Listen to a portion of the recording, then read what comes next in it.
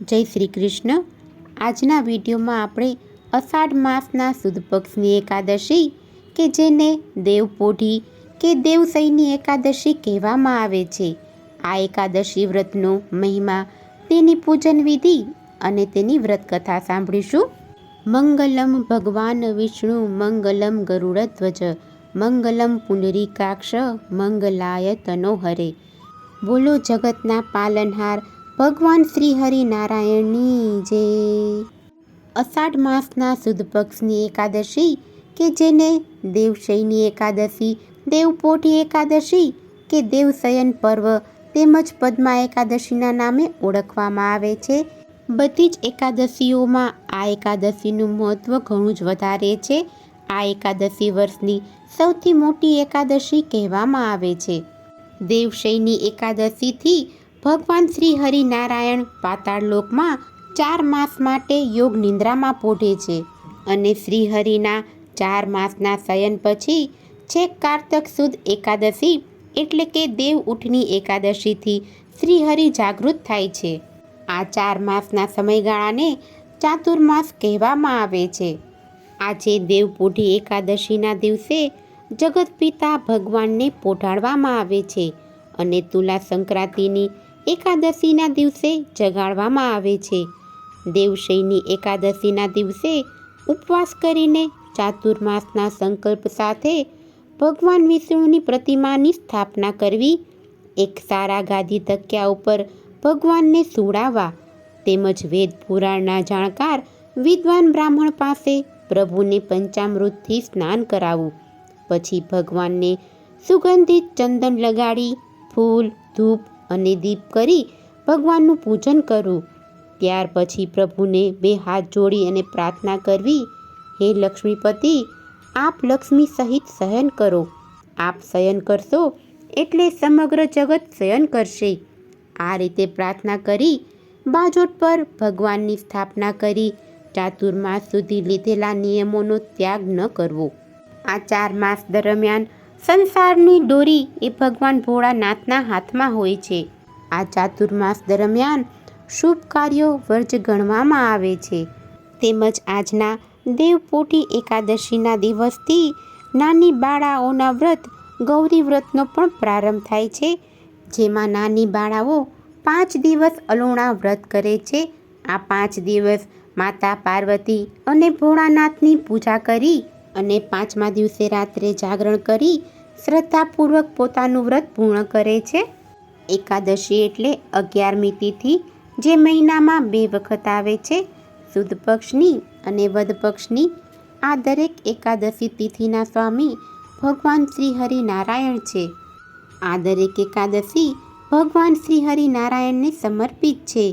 જો આપણે દરેક એકાદશીનું વ્રત કરી શકતા ના હોય તો આ દેવશયની એકાદશી અને દેવ ઉઠની એકાદશીનું વ્રત જે ચાતુર્માસ દરમિયાન આવે છે તેનું વ્રત કરવાથી સર્વ એકાદશી કર્યાનું પુણ્ય પ્રાપ્ત થાય છે.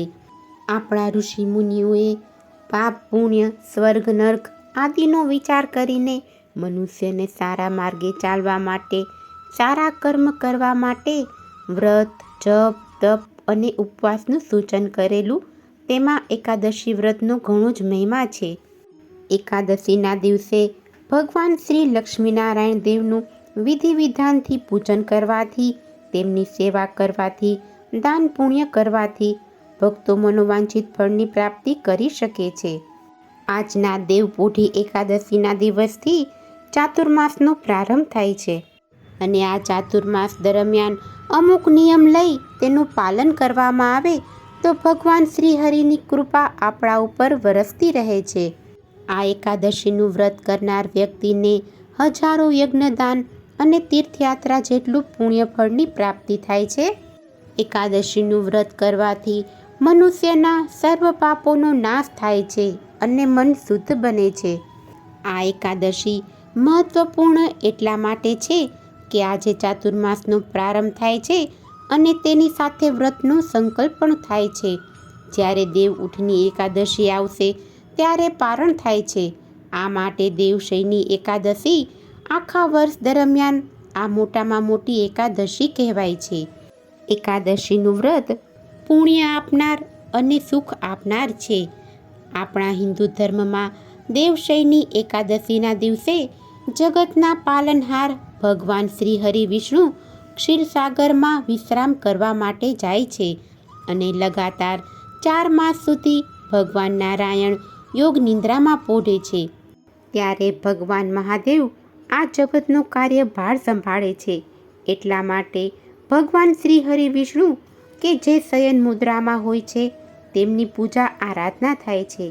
ચાતુર્માસ દરમિયાન કોઈ શુભ અને મંગલ કાર્ય થતા નથી. આ એકાદશીથી શુભ કાર્ય વર્જિત થાય છે. એ જ રીતે ધર્મ કાર્યનો આરંભ થાય છે. મંત્ર જાપ તેમજ આપણા ઈષ્ટદેવની આરાધના થાય છે. આ 4 માસ કે જેમાં ચોમાસું કહેવાય છે એ દરમિયાન યાત્રા પણ નિષેધ મનાય છે. કારણ કે જમીનમાંથી ઝીણા ઝીણા કીટાણુ જીવજંતુ બહાર આવે છે. તે યાત્રા દરમિયાન આપણા પગ નીચે કે વાહન નીચે કચડાઈ જાય છે. એટલા માટે યાત્રા કરવી નિષેધ મનાય છે. ઘરે રહીને જ આપણે હરિભક્તિ કરવાની છે. આ ચાતુર્માસ દરમિયાન વ્રત ઉપવાસનો પણ ઘણો જ મહિમા છે. કેમ કે ચોમાસાની આ ઋતુમાં આપણી જઠરાગ્નિ મંદ પડે છે. એટલા માટે ઓછો ખોરાક લેવો આપણા માટે હિતકારી છે. ત્યારે વ્રતનું વિધાન બતાવવામાં આવ્યું છે. આપણા શાસ્ત્રમાં વ્રત કે ચાતુર્માસ આપણે કરીએ કે ન કરીએ પણ આપણા સ્વાસ્થ્યનું ધ્યાન અવશ્ય રાખવું જોઈએ. ચાતુર્માસમાં વ્યક્તિ અમુક નિયમો પાળે છે તો અમુક વ્યક્તિ ઘણી વસ્તુઓ ત્યજી દે છે. જેમ કે રાંધેલો ભાત ઘણા લોકો નથી ખાતા, ઘણા લોકો દાળ છોડે છે, ઘણા સબ્જી છોડે છે. આ ચાતુર્માસ પૂર્ણ થાય ત્યારે તેનું દાન કરી અને પછી તેને આરોગવાનો આરંભ કરે છે. અમુક નિયમ પણ લેવાય છે. આ ચાતુર્માસ દરમિયાન અષાઢ માસ આવે છે જેમાં ભગવાન નારાયણની પૂજા ઉપાસના થાય છે. ચાતુર્માસ દરમિયાન શ્રાવણ માસ પણ આવે છે જેમાં ભગવાન મહાદેવની પૂજા ઉપાસના થાય છે. શ્રાવણ માસ એ ઘણો જ પવિત્ર માસ છે. ત્યારબાદ આવે છે ભાદરવો માસ જેને પિતૃમાસ પણ કહેવાય છે અને ત્યાર પછી આવે છે આસો માસ જે મહાશક્તિની આરાધના અને ઉપાસનાનો માસ ગણાય છે. આ 4 માસ દરમિયાન જુદા જુદા માસ પ્રમાણે ભક્તિ દ્વારા ભક્તો આરાધના કરે છે અને મનોવાંછિત ફળની પ્રાપ્તિ કરે છે. હવે આ એકાદશીનું વ્રત કરનારે દસમની સાંજથી જ અમુક નિયમો પાળવા જોઈએ. જેમ કે દસમની સાંજે રાત્રે હળવું ભોજન કરવું જેથી એકાદશીનું વ્રત આપણે આરામથી કરી શકીએ. પેટમાં અપચો કે ભારેપણું ના લાગે. એકાદશીનું વ્રત એ સૌભાગ્ય આપનારું, સુખ આપનારું અને મનોવાંછિત ફળની પ્રાપ્તિ કરાવનારું છે. એકાદશીના દિવસે ભગવાન નારાયણનું ધૂપ દીપ નૈવેદ્યથી પૂજન કરવામાં આવે છે. એકાદશીના બીજા દિવસે પારણ પણ કરવાનું હોય છે એટલે કે વ્રત છોડવાનું હોય છે. આ એકાદશીનું વ્રત કરનાર ભક્તોને 4 પદાર્થની પ્રાપ્તિ થાય છે. ધર્મ, અર્થ, કામ અને અંતે મોક્ષ મળે છે. એકાદશીના દિવસે સવારે વહેલા ઉઠી સ્નાનાદિથી પરવારી વિધિ વિધાનથી ભગવાનનું પૂજન કરવામાં આવે છે અને વ્રતનો આપણે સંકલ્પ કર્યો હોય તે વ્રત ખોલવાનું હોય છે. આપણી યથાશક્તિ મુજબ આજે દાન પુણ્ય કરવા, જરૂરિયાતમંદને અથવા મંદિરમાં આપણને જે યોગ્ય લાગે એ રીતે દાન પુણ્ય કરી શકાય. આ દેવશયની એકાદશીના દિવસે ભગવાન વિષ્ણુની પૂજા ઉપાસના કરી તેમને મોક્ષની પ્રાપ્તિ માટે પ્રાર્થના કરાય છે.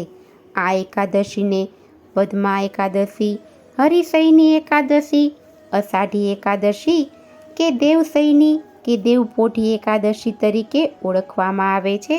ધાર્મિક માન્યતા અનુસાર દેવશયની એકાદશીનું વ્રત રાખવાથી જીવનમાં સુખ શાંતિ અને સમૃદ્ધિ આવે છે અને પાપોમાંથી મુક્તિ મળે છે.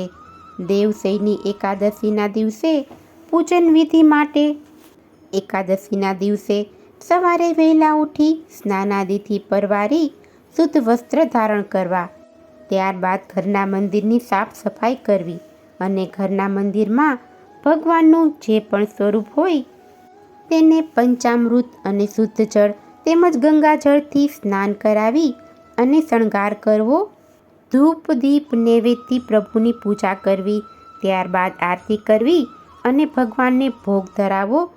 ભોગમાં તમે માખણ મિશ્રી, સિઝનના ફળ ફલાદી કે સૂકો મેવો પણ ધરાવી શકાય. અને હા, પ્રસાદમાં તુલસી દળ અવશ્ય પધરાવા. જો તુલસી દળ ના હોય તો પ્રભુ એ પ્રસાદનો સ્વીકાર કરતા નથી. તેમજ પ્રભુના શ્રી ચરણોમાં આજના દિવસે 2 તુલસી દળ અવશ્ય પધરાવા. તેમજ આજના દિવસે પિતૃદેવનું સ્મરણ કરી પીપળાના વૃક્ષની પૂજા કરી અને દીપદાન કરવું. એકાદશીના દિવસે તુલસી માતાની પૂજા કરી અને સવાર સાંજ દીપદાન કરવું. તેમજ ગાય માતાની પૂજા કરવી, ભગવાનના મંત્ર જાપ, ગીતાજીનો પાઠ તેમજ ભગવદ્ મહાપુરાણની કથાઓ વાંચવી અને સાંભળવી, વિષ્ણુ સહસ્ત્ર નામ પાઠ કરવા, ભગવાન શ્રીહરિનું સ્મરણ કરવું અને રાત્રે જાગરણ કરવું. આખો દિવસ કોઈની નિંદા ગુથલી કરવી નહીં અને પ્રભુ ભજનમાં સમય પસાર કરવો. બીજા દિવસે એટલે કે બારસના દિવસે પારણ કરી અને યથાશક્તિ દાન પુણ્ય કરવા. હવે આપણે એકાદશી વ્રતની કથા સાંભળીશું. બોલો ભગવાન શ્રી હરિનારાયણની જય. એક દિવસ યુધિષ્ઠિર રાજાએ ભગવાનને પૂછ્યું, હે પ્રભુ, અષાઢની શુક્લ એકાદશીનું મહાત્મય કૃપા કરી અને જણાવો. એકાદશીનું શું ફળ છે, તેનું શું નામ છે તથા તેની વ્રત વિધિ કેવી રીતે થાય છે તે જણાવો. ત્યારે ભગવાન બોલ્યા, હે રાજન, જગત માટે કલ્યાણકારી વાત પૂછીને તમોએ જગતના કલ્યાણનો ઉપાય જાણવાની જિજ્ઞાસા કરી છે. તેથી હું તમને પૂર્વે એક કથા સંભળાવું છું. આ કથા પૂર્વે બ્રહ્મદેવ નારદે કહેલી છે, તે હું તમને સંભળાવું છું. અષાઢ સુદ એકાદશી શયની એકાદશી કહેવાય છે. આ દિવસથી ચાતુર્માસનો પ્રારંભ થાય છે અને કારતક સુદ એકાદશીએ પૂર્ણ થાય છે. આ દિવસે ભગવાન વિષ્ણુ પાતાળમાં પોઢી ગયેલા, તેથી તે દેવશયની એકાદશી કહેવાય છે. અને ભગવાન કારતક સુધી એકાદશીએ જાગૃત થાય છે.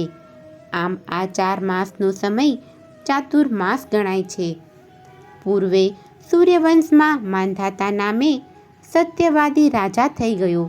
તે પ્રજાપ્રિય અને ધર્મિષ્ઠ રાજા હતો. પ્રજા બધી વાતે સુખી હતી. પણ એક વખત તેના રાજ્યમાં દુકાળ પડ્યો.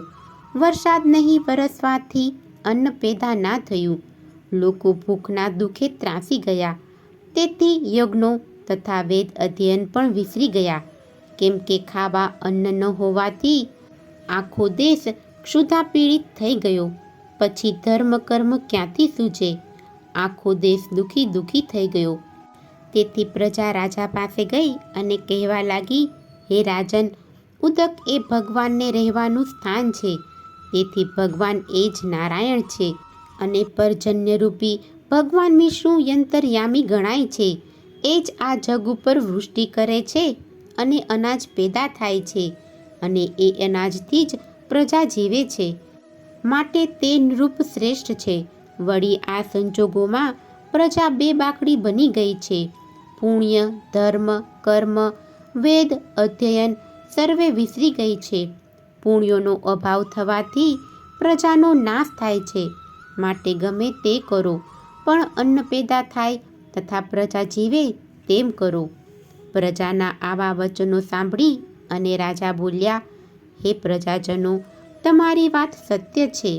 અન્ન એ જ બ્રહ્મ છે. અન્નથી જ પ્રાણી જીવે છે, એવું શાસ્ત્રજ્ઞ પ્રસિદ્ધ છે. વળી પુરાણોમાં મેં સાંભળ્યું છે કે રાજાના પાપના કારણે જ અનાચારના લીધે જ પ્રજા દુઃખી થાય છે. તેથી હું વિચારું છું કે મારા કયા પાપે પ્રજા દુઃખી થતી હશે. મારો શો દોષ થયેલો છે તે મારે જાણવામાં આવતું નથી. તેથી હું મૂંઝાઉં છું. છતાં પ્રજાના સુખ ખાતર હું પ્રયત્ન કરું છું. તેમ કહી રાજા માંધાતા ભગવાનને નમસ્કાર કરી અરણ્યમાં ચાલ્યા ગયા. ઘોર અરણ્યમાં બ્રહ્મપુત્ર અંગિરસ મુનિના દર્શન થયા. રાજાએ નમસ્કાર કરીને પૂછ્યું, હે ઋષિવર, મને આશીર્વાદ આપો અને મારા રાજ્યને સુખ મળે તેમ કરો. ઋષિએ વનમાં આવવાનું કારણ પૂછ્યું. ત્યારે રાજા કહે છે, હે મુનિવર, ન્યાય નીતિથી હું રાજ્ય ચલાવું છું અને પ્રજાનું પાલન કરું છું. છતાં મારા રાજ્યમાં અનાવૃષ્ટિ તથા દુષ્કાળ કેમ પડ્યો તેના સંશયના નિરાકરણ માટે હું જંગલમાં આવ્યો છું અને આપના દર્શન થયા. આપ કૃપા કરી મારો સંશય દૂર કરો. ત્યારે ઋષિ કહે છે, હે રાજન, ચારેય યુગમાં ઉત્તમ યુગ સતયુગ છે. આ યુગમાં ધર્મિષ્ઠ બ્રાહ્મણને તપ કરવાનો અધિકાર છે. અન્ય લોકોને આ અધિકાર નથી. છતાં પણ હે રાજા, કોઈ તારા રાજ્યમાં કોઈ અનધિકૃત વ્યક્તિએ તપ કર્યું હશે તે કારણે વૃષ્ટિ થઈ નથી. પરંતુ તપ કરનારને અપરાધ વગર મરાય નહીં. તે માટે દુઃખ નિવારવા સારું તું અષાઢ માસની શુક્લ પક્ષની એકાદશીનું વ્રત કર. આ એકાદશી શયની એકાદશીના નામે ઓળખાય છે.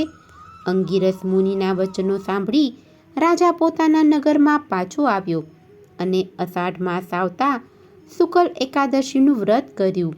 આ વ્રતના પ્રભાવે મેઘવૃષ્ટિ થતાં દુષ્કાળનું દુઃખ દૂર થયું અને રાજાની પ્રજા સુખ પામી. અષાઢ સુદ એકાદશી દેવશયની એકાદશીથી ચાતુર્માસનો પ્રારંભ થાય છે. એમ કહી ભગવાને ધર્મરાયને કહ્યું, હે રાજન, જે કોઈ આ વ્રત કરે છે અથવા તેનું પઠન કે શ્રવણ કરે છે તે મનુષ્ય સર્વ પાપોથી મુક્ત થાય છે. ત્યારે ધર્મરાય કહે છે, હે ભગવાન, વિષ્ણુ શયન વ્રતનું મહાત્મ્ય કૃપા કરી અને સમજાવો. ચાતુર્માસમાં આ વ્રત કેવી રીતે ઉજવાય છે? ત્યારે ભગવાન કહે છે, ચાતુર્માસના શયન વ્રતની નીતિ રીતિ આ પ્રમાણે છે, તે તમે સાંભળો. કર્ક સંક્રાંતિમાં અષાઢ સુદ એકાદશીના દિવસે ભગવાન વિષ્ણુને સુવડાવવા સુશોભિત પલંગ ઉપર રેશમી ગાદી, તકિયા, ઓશિકા અને સ્વચ્છ વસ્ત્રો પાથરી જગત નિયંતા પ્રભુ વિષ્ણુને પોઢાડવા ઉત્તમ ગુણવાળા પુરોહિતને બોલાવી દૂધ, દહીં, ઘી, મધ અને ખાંડથી એટલા પંચદ્રવ્યોથી પંચામૃતથી ભગવાનને સ્નાન કરાવવું તથા ચંદન સ્પર્શથી ભગવાનને સુવાસિત કરવા અને ધૂપ, દીપ, પુષ્પોથી ભગવાનનું પૂજન કરવું અને પ્રાર્થના કરવી, હે જગતપતિ, હે લક્ષ્મીપતિ, અમારા ઉપર કાયમ પ્રસન્ન ચિત્તે રહેજો. આપે શયન કર્યું છે તેથી સર્વ જગત સૂતું છે. આ પ્રમાણે ભગવાનને શયન કરાવી ચાતુર્માસના નીતિ નિયમો ગ્રહણ કરવા, પ્રાતઃકાળે સ્નાન સંધ્યા કરવી, દંતધવન વિધિપૂર્વક કરવા. વ્રતનો આરંભ અષાઢ માસના કર્ક સંક્રાંતિના સમયમાં આઠમ, એકાદશી કે દ્વાદશી પૂર્ણિમાના દિવસે કરવો.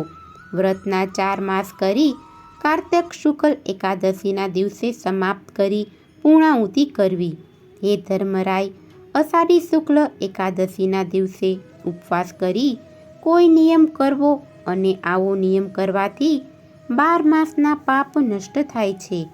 સ્ત્રી તથા પુરુષ ગમે તે વ્યક્તિ આ ચાતુર્માસનું વ્રત વિધિપૂર્વક કરી શકે છે. આ પ્રમાણે વ્રત કરનાર સ્ત્રી અથવા પુરુષ કોઈ પણ વ્યક્તિ પાપમાંથી મુક્ત થાય છે. દર વર્ષે પ્રભુનું સ્મરણ કરી વ્રત કરનાર સૂર્યરૂપી તેજસ્વી વિમાનમાં વિષ્ણુ લોકમાં જાય છે. દેવ મંદિરમાં સ્વચ્છતા જાળવી, નિર્મળ જળનો છંટકાવ કરી, છાણથી લીપીને રંગોળી પૂરનાર, 4 માસના વ્રતના પૂર્ણાહુતિએ યથાશક્તિ દાન કરનાર તથા બ્રહ્મભોજન કરાવનાર 7 જન્મ પર્યંત ધર્મપરાયણ બને છે. પંચામૃતથી 12 માસ ભગવાનને સ્નાન કરાવનાર વિષ્ણુરૂપ પ્રાપ્તિ મેળવે છે. રાજા હોય તેને ફળસહ પૃથ્વી દાન કરવાનું મહાત્મય અનેરું ગણાય છે. જે નૈવેદ્ય સુવર્ણ અને પુષ્પદેવને અર્પણ કરશે તે અક્ષય સુખ પ્રાપ્તિ ભોગવશે. 4 માસ પૂર્યત તુલસીથી દહીં પૂજન કરનાર તથા સુવર્ણની તુલસી દાનમાં દેનાર સુવર્ણ વિમાનમાં બેસી વૈકુંઠમાં જાય છે. ગુગળ, ધૂપ, દીપ અર્પણ કરનાર સઘળા સુખો ભોગવનાર શ્રીમંત બને છે. આમ વ્રત પૂર્ણાહુતિ સમયે ભૂમિદાન શ્રેષ્ઠ ગણાય છે. 4 માસ સુધી ભગવાન વિષ્ણુની પવિત્ર પીપળાની પ્રદક્ષિણા કરનાર સ્વર્ગમાં જાય છે. વિષ્ણુ ચરણામૃત પ્રાશન કરનાર, 108 વખત ગાયત્રી જાપ કરનાર, પ્રાતઃકાળે ભગવાનનું જનાર્દનનું ધ્યાન ધરનાર તથા સૂર્યનારાયણને અર્ધ્ય ધરનાર, લાલ વસ્ત્ર તથા ગાય અર્પણ કરનાર દીર્ઘાયુષ્ય, કીર્તિ અને લક્ષ્મી મેળવે છે. બ્રાહ્મણને તેલપાત્રનું દાન કરનાર આરોગ્યપૂર્ણ દીર્ઘાયુષી સંતાન મેળવશે. 4 માસની તિથિ વ્રત કરનાર રોગહીન, કષ્ટરહિત સઘળા સુખો ભોગવે છે. સુસ્વર ઘંટ અર્પણ કરવાથી, સૂર્ય નમસ્કારથી આયુષ્ય અને ઐશ્વર્ય પ્રાપ્ત કરે છે. વ્રત સમાધિ વેળાએ સિંદૂર અને અરુણ જેવી પ્રભાત સમયે સુવર્ણ સૂર્યનું દાન કરવાથી ભગવાનની કૃપા મળે છે. યથાશક્તિ ત્રાંબાનું, રૂપાનું દાન કરવાથી પુત્રની પ્રાપ્તિ થાય છે. 4 માસ સુધી વસ્ત્ર કરનાર, ચંદન અને પુષ્પથી ભગવાનનું પૂજન કરનાર કુબેરની જેમ ધન પ્રાપ્તિ મેળવે છે. ગોળ, ખાંડ દાનમાં આપનારને સૂર્યદેવ સંતુષ્ટ થઈ વાંછિત ફળ આપે છે. દેવશયન પછી ચાતુર્માસમાં સૂંઠ, મરી દાનમાં દઈ ભગવાનનું નામ સ્મરણ કરશે, તે બ્રાહ્મણને દાન આપશે, તે સર્વ રોગ મુક્ત બનશે. મોતી તથા માણેક વગેરેનું દાન કરનાર ધનવાન બનશે. ચાતુર્માસના સમયે પ્રત્યેક દિવસે ઘીથી ઘડો ભરી વસ્ત્રથી વીંટી દક્ષિણા સાથે દાન કરે છે. સ્ત્રીરૂપ લક્ષ્મીને લક્ષ્મી જાણી પૂજન કરે છે અને પ્રભુ સ્મરણ કરે છે. જીતેન્દ્રિય બની તાંબુલ વર્જ ગણી દાનમાં આપે છે તથા ફળોનું દાન કરે છે, ગુણાનું દાન કરે છે, તે સર્વને સંસ્કારી વિદ્વાન સંતતિ પ્રાપ્ત થાય છે. દુધાળી ગાયનું દાન કરનાર વિષ્ણુ લોકમાં જાય છે. 4 માસ સુધી નખ ન કાઢનાર, ભૂશયન કરનાર આરોગ્યવાન અને ધાર્મિક રાજ્ય પદ મળે છે. દૂધ, દહીં, ઘી વગેરે બ્રાહ્મણને કાર્તિક માસમાં દાન કરનાર શિવલોકમાં જાય છે. ભાવતા ફળો અને શાક વર્જ્ય ગણી ખાવાનું છોડનાર, ઈષ્ટદેવનું સ્મરણ કરનાર કીર્તિસહ સ્વર્ગમાં જાય છે. શ્રાવણમાં શાક, ભાદરવામાં દહીં, આસોમાં દૂધ અને કાર્તિકમાં દ્વિદળ જેમ કે ચણા, તુવેર, વાલ, વટાણાનો ત્યાગ કરનાર તથા સવાર સાંજ ભગવાનનું ધ્યાન પૂજન કરનારને વૈકુંઠમાં વાસ મળે છે. વિષ્ણુ ગીત કરનાર ગાંધર્વ બનશે. એકાંતરા ઉપવાસ કરવાથી બ્રહ્મલોકમાં પૂજનીય પદ પ્રાપ્ત કરે છે. 4 માસ સુધી વાળ નખ નહીં કાપનાર લાંબુ આયુષ્ય મેળવશે. 3 રાત ભોજનનો ત્યાગ કરવાથી હરિપદની પ્રાપ્તિ થશે. આવા વ્રતોના પ્રભાવથી ભગવાન સંતુષ્ટ થાય છે. દૂધ દરિયામાં શયન કરનાર પ્રભુ જે દિવસે શયન કરે છે અને જાગૃત થાય છે, તે બંને દિવસો એટલે કે અષાઢ શુક્લ દેવશયની એકાદશી અને કારતક શુક્લ દેવ ઉઠી એકાદશીના ઉપવાસ કરે છે. પવિત્ર મનથી શ્રેષ્ઠ પૂજન કરે છે. શ્રદ્ધા અને આસ્થાથી ભગવાન વિષ્ણુનું સ્મરણ, દાન દક્ષિણાથી પવિત્ર મનથી જીવન ગાળે છે, તેને ભગવાન વિષ્ણુ ઉત્તમ ગતિ આપી વિષ્ણુલોકની પ્રાપ્તિ કરાવે છે અને પાપ રહિત બની મનુષ્ય દેવગતિ પામે છે. આમ આ દેવશયની એકાદશી અને આજથી શરૂ થતા ચાતુર્માસનું મહાત્મય, તેનો મહિમા ઘણો જ મોટો છે. બોલો લક્ષ્મીપતિ ભગવાન શ્રી હરિનારાયણની જય. જો તમને આજની આ કથા પસંદ આવી હોય તો એક લાઈક આપી ચેનલને સબસ્ક્રાઈબ કરો. આજની આ કથા સાંભળવા બદલ આપનો ખૂબ ખૂબ આભાર. જય શ્રી કૃષ્ણ.